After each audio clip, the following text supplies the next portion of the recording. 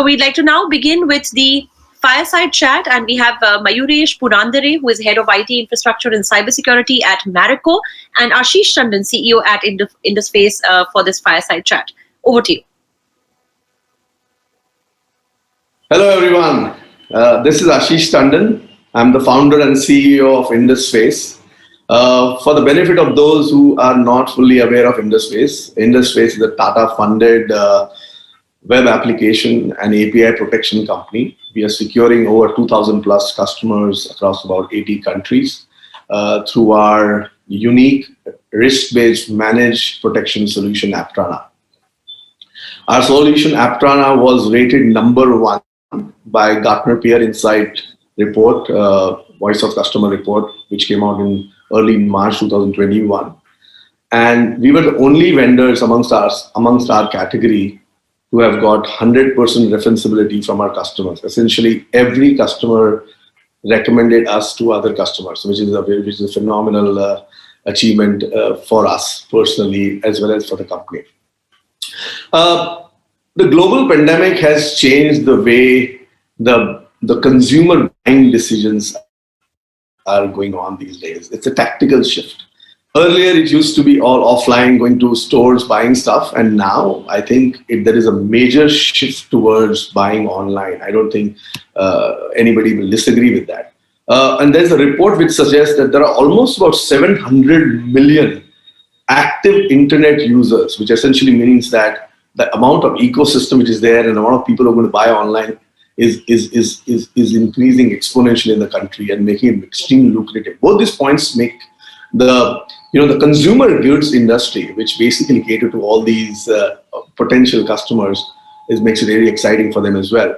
Not only from, and what we are seeing is not only helps them in reaching out to these customers, but also helps them increase in the user, making sure the customized user interface, making sure that we make those buying decisions quickly, easily, improving efficiencies. There have been reports, which suggest that those consumer good companies which have invested in the digital infrastructure and are using these digital mechanisms not only for better sales operations, but also for their warehouse management, distribution, supply chain, etc. There are reports which suggest that these companies will have a much better chance of and a larger success ratio than some of their competitors.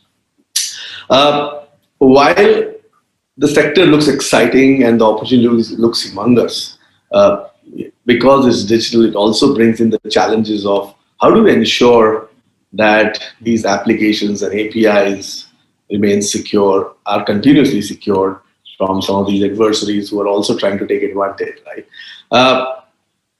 To discuss and talk more about it, I have with us Mayuresh, who's the head of infrastructure and cybersecurity at one of the leading consumer goods companies, which is now the leading digital consumer goods company as well, Marico. Welcome, Mayuresh. It's an absolute pleasure to host you on this event. We are looking forward to getting your insights in terms of how you and your organization are making sure that your web applications and APIs remain secure or are protected from these ransomware and the DDoS attacks. Welcome. Thanks, Ashish. Thanks for having me here. It's pleasure to be here on this platform, as well as associated with Induspace. So, talking about the digital, right? So you rightly mentioned that, the consumer goods companies are actually doing many things on digital platforms. And Marico is not the exception there, right? So we have been doing this from 1992. At that time, it was not called digital. Now it is called as digital. So I remember 1992. Yeah. Our first DMS, the distributor management system, was made live then. And at that time, the internet wasn't very much there, right? So we used to connect our endpoint system to the servers using the SMS gateways. Right? So those were the times where we started. Super. Obviously.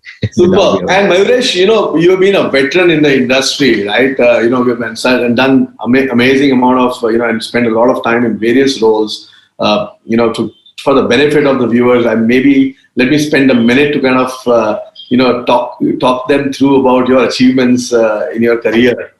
So Mayuresh has been an industry veteran. He's led various roles in IT transformation, cybersecurity, ITSM, etc., and majorly has been responsible for helping organizations go through the digital transformation process. And he has been associated with various sectors, whether it's FMCG, utilities, commodities, aviation, etc.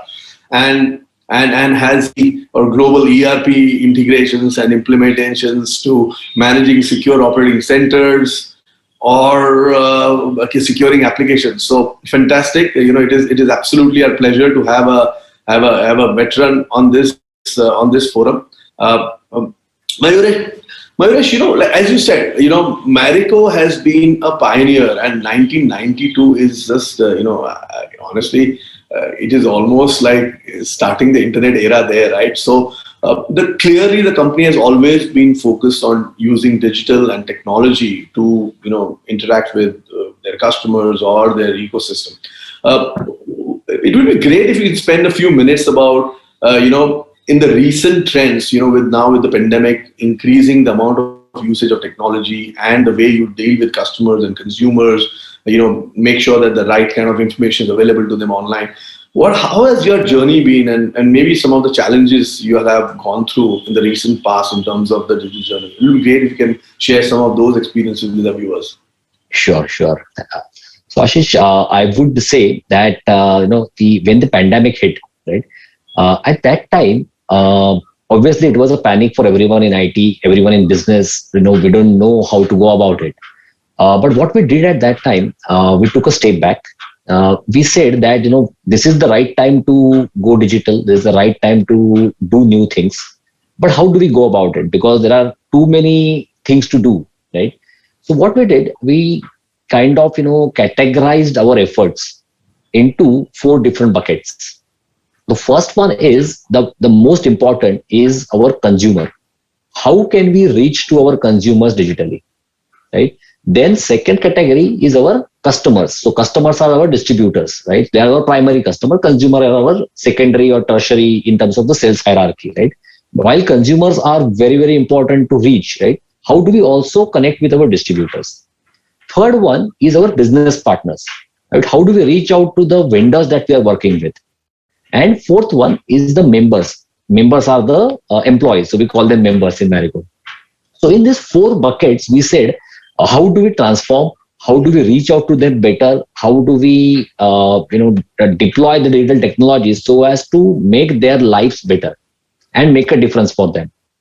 So when we created those 4 buckets, then we started doing a lot of transformation agendas, started driving a lot of transformation agendas.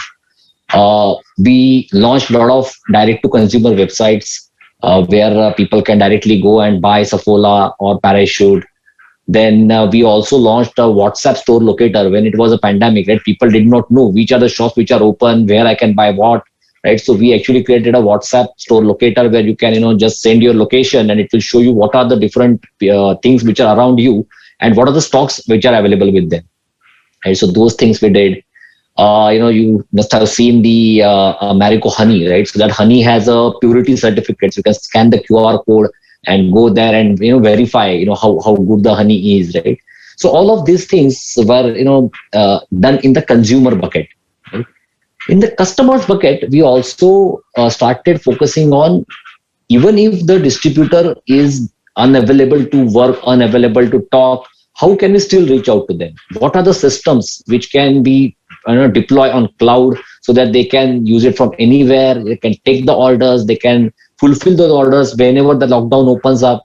Right? So we did a lot of new implementation in terms of mobility, in terms of launching the inbound call center for them.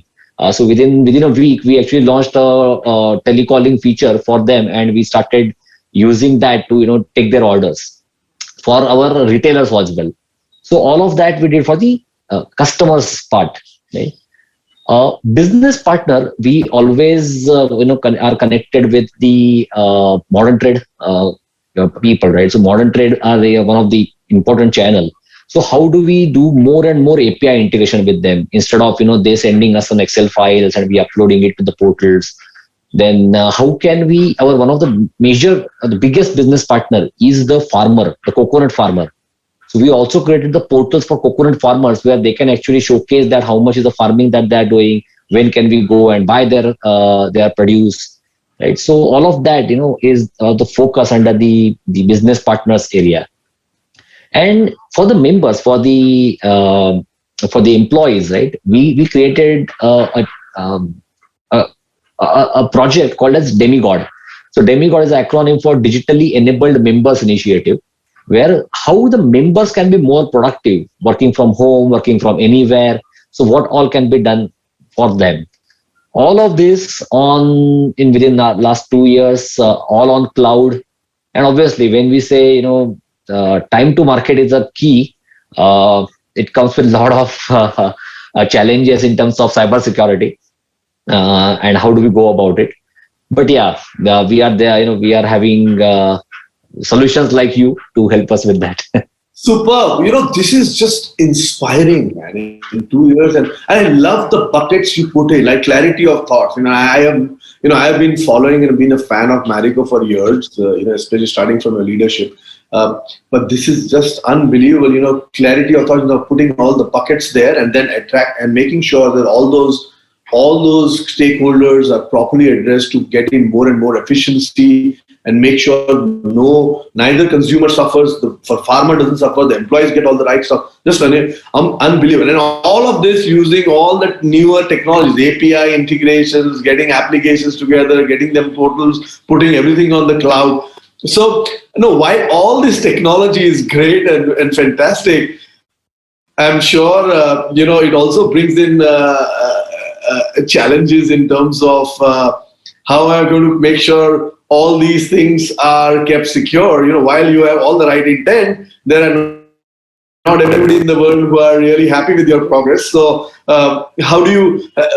What was your experience in terms of generally the security aspect of the entire thing? We'll talk about the application security a little bit later. But how did what are the key things that went on in the thought process in terms of making sure that everything remains secure as well, because that's very critical. Absolutely. So I'll tell you something. Generally, most of the IT people are worried of a shadow IT, right? So in Marico, what we have said, we will not run away from shadow IT. We call them business-led IT. We don't call them as shadow IT, and we welcome them. So we tell everyone that if you have an idea, if you have a smart startup who can deliver that idea for you, please go ahead and start evaluating. Right. Only thing is what you do is you engage us with you, so that we will ensure that their onboarding to us is safer. Right. So that's where we connect with business. We work with a lot of startups. We work with a lot of these new age solutions. Right. And obviously, when we deploy so many things, we actually saw that our APIs, our portals that we have launched are getting a lot of bot attacks. The DDoS, right? So these things are actually increasing a lot, and we have seen that happening. We also saw that when we go to the startups, right? So for them, what is more important is the business outcome. Right? They don't care about security. They don't care about the resiliency of their system, right? What they're more focused on, how can I take it to the market as fast as possible, right? So for that, even we have realized that many of the startups, they also use open source. And many of these open source come up with a lot of vulnerabilities. The old versions of code is being used, which is vulnerable, right? So, but we say that it is okay. It is okay because, you will also learn, right? Nobody is perfect. What needs to be done is the protection around it, right? So that is how we are trying to address that gray area. Superb. And that brings into my favorite question, that you are absolutely right. This is exactly, our promise in terms of customers is that, you will find code which is vulnerable. And as you rightly said, in this day and age, it's all about speed, going to market. getting the right products out, newer products out, because the competition is doing it very fast as well. Now, and when you are doing all those things, you'll have to integrate a lot of stuff. And when you integrate a lot of stuff, you will find codes which are vulnerable. You will have DDoS bot attacks. And this is exactly what we address. But instead of me talking about, I would love to get it from you as to how did you think our platform Aptrana, which is basically a web application and API protection platform, how did that help you in some of these initiatives which you took? So it will be great for us to hear, and I'm sure the viewers would love to hear it as well. Sure. So, when we were evaluating different WAF products, what we asked ourselves is what really we want, right? Because we don't care what OEM has, right? What matters is what do we want? Correct. And how does that fit into the offerings of the OEM, right? So then we asked ourselves that do I need a real-time risk-based protection for my applications and API? Yes. So we created a kind of a matrix, right? And we compared all the products and we said, okay, do we have the risk-based, the behavioral-based kind of a protection and analysis and protection? Okay, so I will actually split it: analysis first and then the protection second, right? Because this is a specific ask that we had. Do we get a 0-day protection? Do we get automated patching of our vulnerabilities? Then do we get completely managed platforms? Right? Because we don't have, we are not a security company, or we are not a bank where we have a force of security people, right? So do we get everything as a managed service, right? And do I get as a CISO, as a CIO, do I get best of the dashboard? Do I get something out of the portal where we can present that to the board? So, those kind of the experience, right? And last but not the least is my application's performance, right? By putting additional layers of security, is my application performance going to get deteriorated, right? So we had those kind of parameters under which we were evaluating multiple vendors. That's where we found that Aptrana is different because, first of all, they have, like most of the OEMs, they also have the real-time protection as well as the behavioral-based protections, right? But I would say there is a difference between a detection and a protection.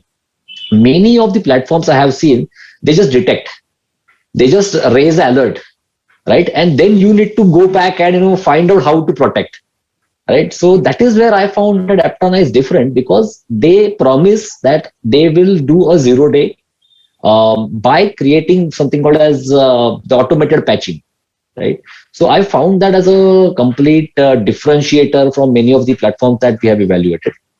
I also like that the industry has a team of pen testers, right? So you can actually go and select that this application I want a manual PT to be done. So one is the automated PT, but second is where we rely many a times on a manual PT, and which is very, very important. And because at the end the automation is as good as the person who is coding it, right? So if you don't trust that coder, then you trust a pen tester, right? So those options were also available. And CDN, I think I'll tell you one feedback about one of the websites. We saw our website after putting under Aptrana, the website was 6 times faster, right? So that is something we thought that this is very important to have it for most of our applications. So we have around 150 odd applications now, with behind the Aptrana. Superb, and I agree with you. I think that is exactly what our philosophy was, right? And you rightly said. Honestly, it's been about 20 plus years of mine in the industry, especially security, and my experience clearly tells me that whenever I've spoken to the CIOs and CISOs like you, they've always come and told me, Ashish, don't provide me with questions, help me with answers. These are my business challenges. This is what I want to do. My business wants to move faster. I want to do things quicker. Please come up with a solution which can help me get protected and I should not be a blocker to my, so security guys were generally seen as blockers, right? They would tell the business guys, no, wait, I need to test this, I will do this, it'll take me this much time, don't move fast, etc., etc. And I think that's what the real motivation for us at IndusSpace to come up with this product, where what we promise to our customers is continue with what you want to do. There will be code errors, there will be issues, etc., etc. Don't worry. Move on. We are there. We'll virtually patch it for them. We'll make sure that we can provide workarounds. But so we don't compromise your security for the cost of speed, right? So you continue, and the friction. And one of the biggest compliments I've got is a lot of my CISO friends have come and told me, Ashish, actually you have helped reduce the friction between business and us. Because earlier we were looked at blockers. Now actually we are telling them, guys, go ahead, don't worry, we'll figure it out. It's our problem. We'll look at it. So I think that's another one. And I really agree with you that especially a consumer-based application like yours, where interacting with consumer is, and the experience is very important. Security cannot lead to slowing it down, right? The consumer experience is going to be paramount. And I'm glad that the CDN part is working out well. There also we work very hard. We don't unlike other vendors, we just don't throw a CDN and say these are 10 options, go click it and figure it out yourself. We kind of work with our customers, especially people like you, and say what all can be done to make it even better and stuff like that. Right? So there's a team which works with you. So I'm glad it's working out well. Mayuresh, you briefly touched upon the DDoS and bot aspect, and you said that one of the key challenges as you integrated and went digital was you were seeing a lot of DDoS and bot attacks. Are you seeing those aspects to be in control with our product as well? Because that's one area we are very, very proud of, and we made a lot of changes and have some things which is behavioral based stuff, which is really helping our customers. How has that experience been with you?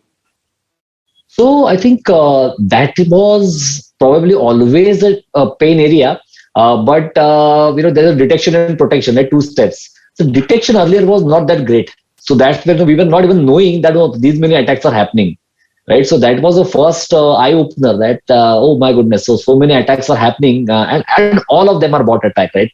So it is a targeted attack, but it's a targeted bot attack. So they will come from various locations, various IPs, and I have seen the attackers are becoming smarter and smarter. Right, so they will not put a rogue machine. They are actually buying, AWS instances, the Azure instances with a proper IP, with a proper SSL certificates, and then doing attacks. So I think in all that, it is very, very important to detect all these things. You are absolutely correct, and Mayuresh, that's why we launched our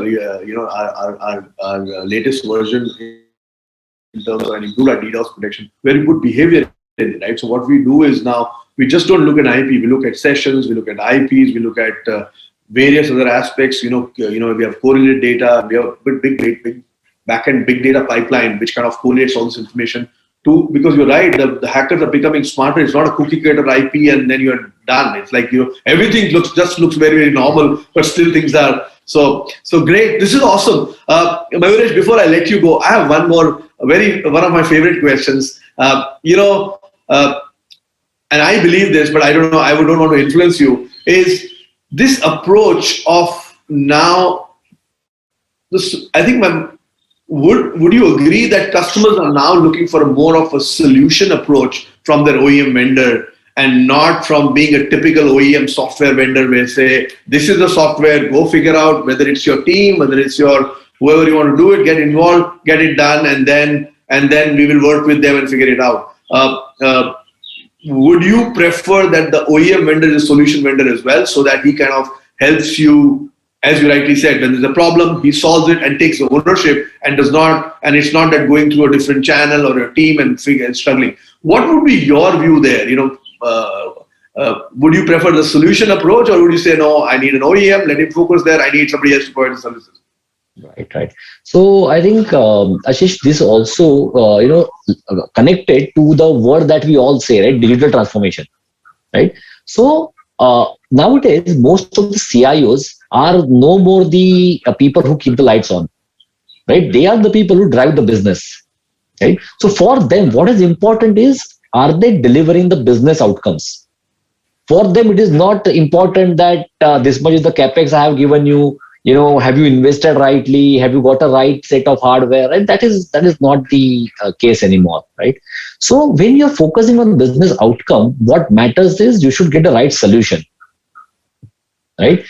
Just buying a box or buying a software, right? You first of all, you need to have that much of manpower, who can learn that thing, and then learning process itself takes 6 months, right? But that is where personally I believe that focus on the solutions. And as a CIO, as a CISOs, as the leaders, we should prioritize the business outcomes. Are we delivering those with the help of the partners like you and many others? Superb, Mayuresh. Thanks a lot. It has been absolutely my pleasure to host you for this fireside chat. I've really enjoyed the conversation with you. And I think, I wasn't expecting anything different. With Marico comes, creativity, being ahead of the curve, doing all the right stuff, thinking it through. And my conversation and my experience today was no different. I'm sure the viewers today will gain a lot. And especially your thought process of being very outcome oriented. I am sure they'll gain from this. Thank you so much for taking time out. I really appreciate it. Thank you. Thanks, Ashish, for having me. Take care.